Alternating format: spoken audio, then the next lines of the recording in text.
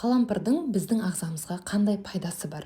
Әрбір дүкен сөрелерінде толып тұрған бұл арзан қалампырлар не үшін қолданылады?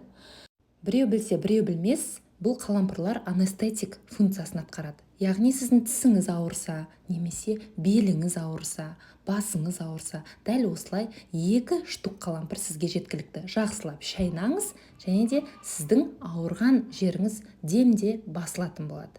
Мен бүгін сіздерге настой жасап көрсетпекпін. Дәл осылай кувшинға су құясыздар, қайнаған су құясыздар, және де ішіне бір 5-10 шақты қалампырды салып бір күнге қалдырасыздар.